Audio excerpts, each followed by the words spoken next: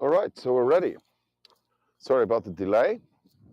I have been flying so much, I ran out of 50 ampere hour lithium battery, 65 ampere hour lead acid battery, and now I'm running off the car battery with the engine running, which is never good. All right, so we're probably going to see the last of the action from this eruption that's been going on since May 29th. And so Ryan wants to do a little flyover of ceiling of that mountain so we can see what they're doing there, propping up the defensive wall with an extra berm. And they've been cooling down the lava as well. So Ryan, go ahead and hit the takeoff button, and then we should be off and running. So here's my high performance start on top of my trusty Subaru.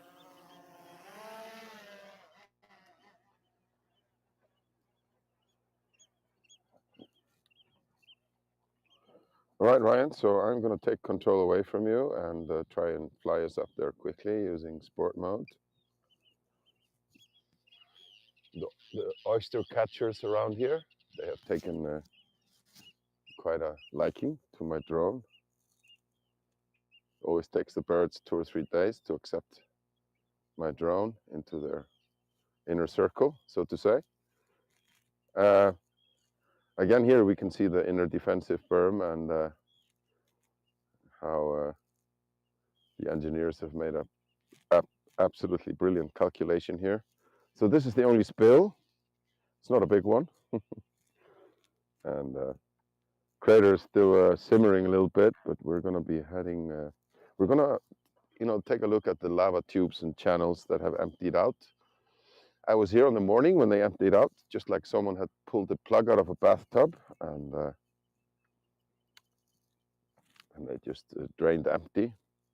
But on that day, there were some awesome lava breakouts. You had to be really live on the spot to see it. One was here to the southeast of the crater itself, about half a kilometer long. Now, it's always nice to take a look in this crack. So this crack was smoking heavily, and I was actually worried that the lava was finding its way through a subterranean channel all the way down to Grindavik, which we don't want for obvious reasons. This place looks just amazing. So yeah, it was smoking, I should say, worryingly much here. So I'm going to take advantage of the height restrictions by flying over the mountain. That's altitude above ground. So if you're flying above the mountain, we can get a little higher. You can see the rift here. It's really beautiful. And defensive walls have really worked. And we do have some lava looping around ceiling of that mountain, which has been worrying. Our engineers have been, and half the fire departments of Iceland probably been hosing down the water, hosing down the lava with water, which is an old neat trick, but seems to have at least had some effect. So, great place for a geothermal power plant and a spa lagoon. The land is rising actually right under it, but there is actually a solid ledge of rock underneath it. So the lava is actually finding its way to Sundhnúk fissure, coming up there and then flowing back down to there. That's nice, if you can say so. This lava field is exceptionally beautiful. You can see the difference in color here. The darkest one is the newest one. So, are we losing signal here? Let's get a little higher.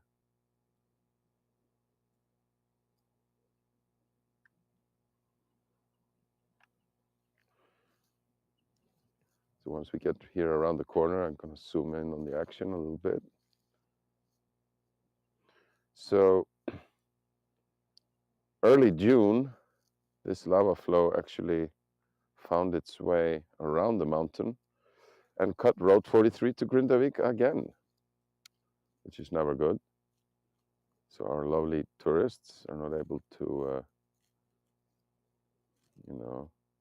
stay in the Blue Lagoon anymore. See if we can get a glimpse of the lava flows here. Yes, we can. So that's what's going on at the moment here. Oops, a little bit high wind here. I'm going to switch to tripod mode so we can move slowly. That's what you would use while filming. You just want to park the drone in the air as if it was on a tripod. Let me see if I can fix the focus here a little bit. Autofocus is always difficult with smoke and lava. I'll try and use manual focus here. Oh yeah, Ryan, you can, woo. Oh, that's good. You can snap photos. So when you fly with Nature Eye, you can snap photos in 4K. So it's not your screenshots of your video stream. It's a separate camera that takes, also for professional photographers, I am able to snap raw format pictures. If you want to work with them in Photoshop, you'll just have to ask for it, and I can arrange that. So let's pop out back here to around 2.2 and get a little glimpse of the area. So these are the lava flows that we are worried about, being hosed down with water, and there is a berm being constructed, yet another berm or defensive wall. I never heard about that word berm until Sean Wilsey used that term. Ah, I thought you were out of luck, Ryan, and the guys have gone home. So here are our bulldozer heroes doing their work. It's Friday night, but you know, I guess they're being paid overtime. Well, it's a pretty important project, so. Yeah, you noticed if you've been watching these streams that when they build these defensive walls, they always leave a little space in between for the road itself, and then at the last minute they start to prop it up, like you see this one has been. So let's get back to the lava flows, the good stuff. All right.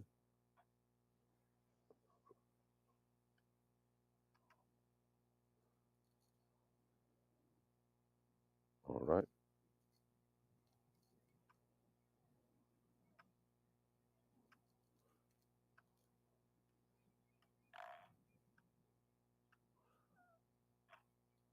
Is there now? You are correct, my friend. There is one still there. I thought there were only two. Let me see if I can actually get a nice picture of that. Now, this drone has 2 cameras, and the optical zoom range is from 1 to 2.2, and again from around 7.2 to realistically about 10 for good quality, that is. And okay, let's try to fix the focus here a little bit. So that's a nice one, or a bad one, depending on your point of view here. So yeah, that's where most of the action is. On the way back home, because the drone will always want to, we are 4.5 kilometers to where I took off, away from where I took off. And the drone will always want to return home. So I'll take control manually and fly us over those lava tubes. Decrease the brightness here a little bit.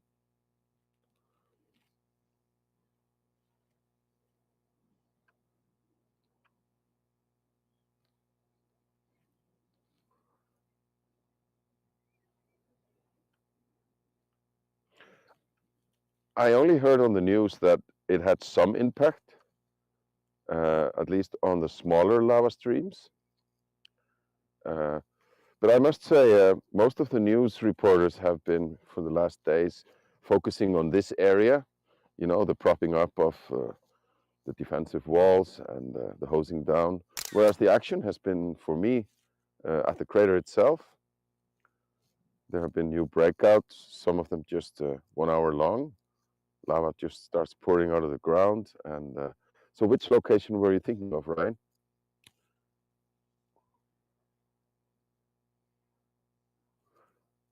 I think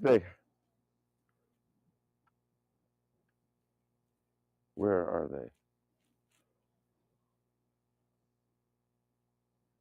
Right, right.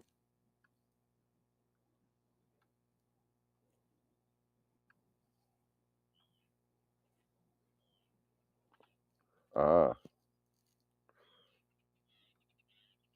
so what I think they do is they sort of try to concentrate on the edges, and it works in the same way as building defensive walls. So if you can cool down one edge of the lava, you can sort of control where that lava flows to. So you can, for lack of a better term, just bend the flow if you want to steer it in one direction rather than another. All I know is from the news that it has had some effect. Although, as I said, I have been concentrating on the action around the crater itself. There was a new breakout to the southeast yesterday, or was it the day before? I don't know. I'm getting confused.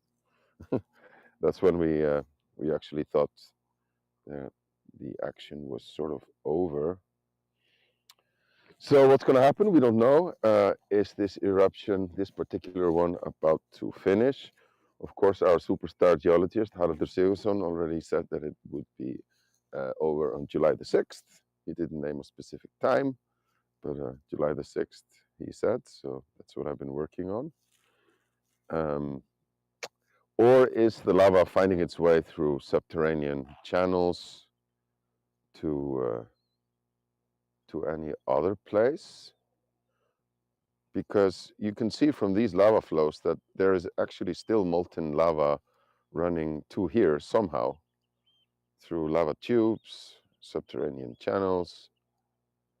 Because you saw from our last stream, and or was it the other one, that when the lava was flowing, there's always this thin crust of solidified lava just floating on top.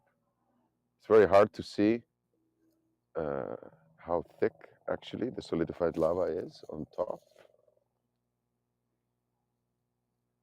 And then you see these little glow spots, and then all of a sudden, you know, you see a massive breakout. We saw a few live on customer flights, and that was really nice. I've also done some streams for, that's the educational market, that's new for us. So geology class and a high school, teenagers with laptops, so they could take turns in flying. And then I did a flight for second graders. That's 7 years old, 8 years old in the US, isn't it? And they were all screaming Frodo, and you know, like it was a scene from Lord of the Rings or The Hobbit. So yeah, that was really great. So they really enjoyed it, because you never know if they're like going to be interested or not. So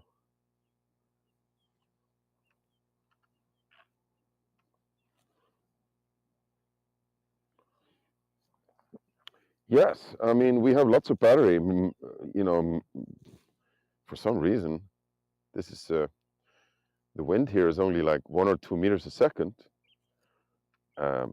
Sometimes in this area, the wind is actually higher, lower by the mountains, so-called mountain waves, for lack of a better translation. So,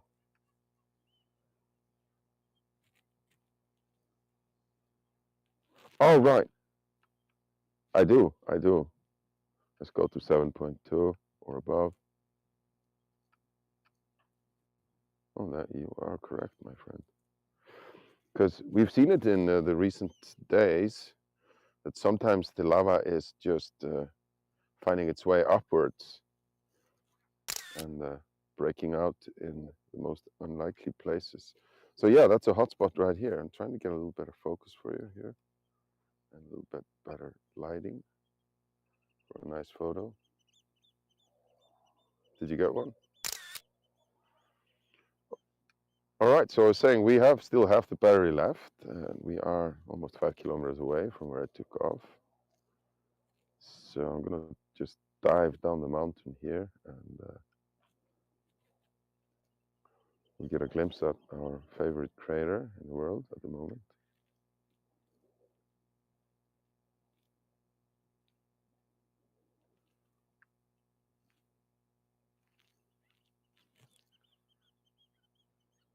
Oop. Take the EV up again.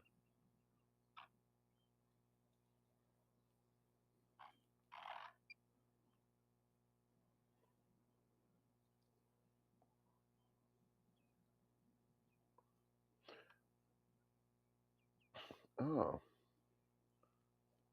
I'm not actually sure where that is. There are a few webcams, of course. Oh, sorry, I'm ruining your video here by breaking line of sight. Let me just move up to here. Okay, should be better signal now.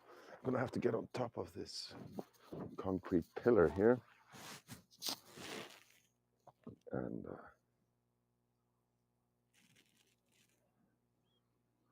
oh, it's a little bit too far away from where I am. I am flying from directly south, from the east of Grindavik. Ooh, broke the line of sight again. Let me just take a look. What's the altitude you see on the left-hand side? Because what you see, the customer, is the actual altitude above ground. 120. Let's stick at 120. That's where we want to be at. And so here was our favorite part during those lava breakouts. That lava lake here that disappeared as quickly as it appeared. This was the glowing lava pond here, which has emptied out.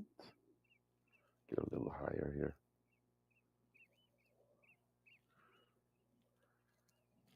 And that's where that cave was. It has caved in now, no pun intended. And here's where that big lava stream was. It looked like a sandworm from Dune, just coming out of the ground and going back in again. That was just amazing. So that has all emptied out. And here is a massive, so here we saw a glowing spot on a customer flight. And then all of a sudden it just blew out. Oh, sorry. And ran all the way down here. That's all a new lava flow. Let's look at the last little simmering part in the crater itself.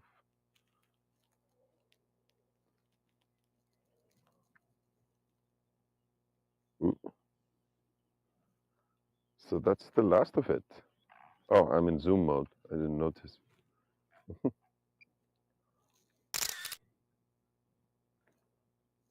All right, that's you taking a picture. It'll always, it wants to go home now, but I'm gonna take that away because we'll be flying in the.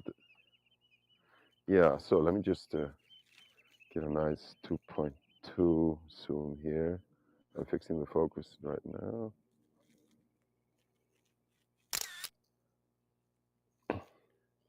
So that's the last simmering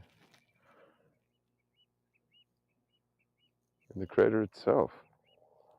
So a couple of days ago, of course, we had this lava pool here, which was just oozing, and a breakout down here, which ran almost a kilometer here in this direction.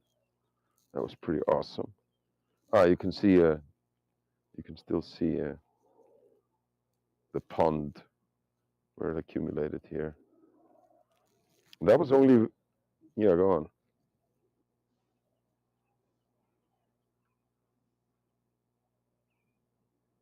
Oh, yes, of course. I can do that on the way back. So Thorbjorn is right here.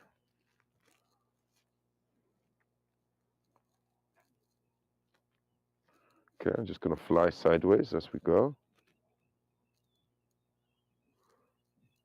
Oh, I was going to zoom in actually. Sorry about that.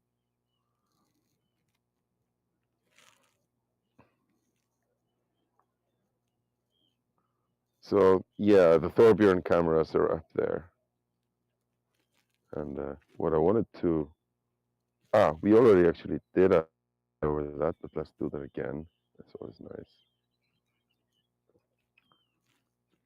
So the town of Grindavik, that beautiful town, is not much activity going on there at the moment. Let's do another flyby of that canyon here, which I thought for a while was just about to erupt 2 days ago or so. There was massive smoking or outgassing going on here. Still some.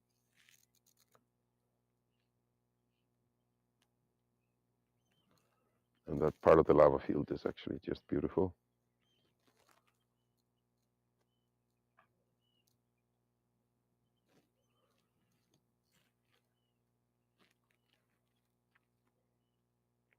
Get a little glimpse of that tiny little crater, which is here. So that's the second fissure on January 14th. Just a tiny little mountain here, if you can call it that.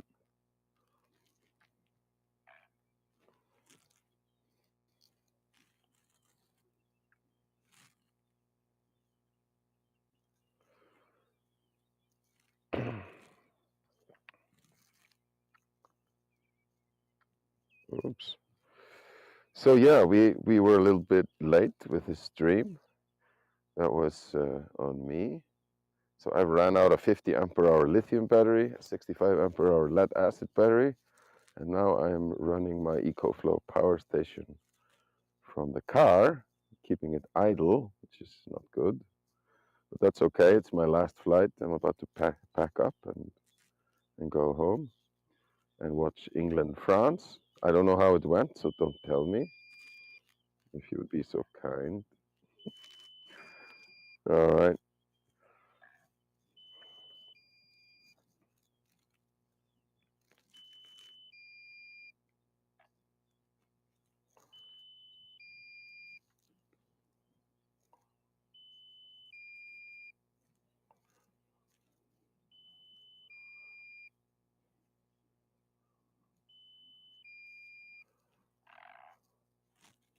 Well, I have 8 of them actually, and but I can charge them in the car. I've got an EcoFlow power station, just the smallest one, and yeah, but the small one. It's better to just have a small one, and then connect that to a 12-volt battery. The sun wind lithium batteries are really nice. They're lightweight.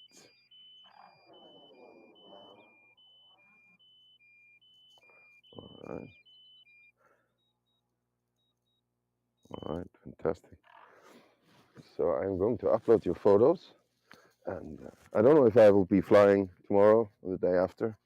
Maybe it's just enough already. And but I do fly, or my backup pilot from Lake Miva up in the northeast of Iceland. There are some spectacular views there, and we have other locations around the world, of course. And I'm uploading photos right now. You should have them if you want to use them on your stream or your next one. It'll be like 5 minutes to upload. So yeah, thank you very much, and check out natureye.com. Thank you very much. All right. Okay, bye-bye.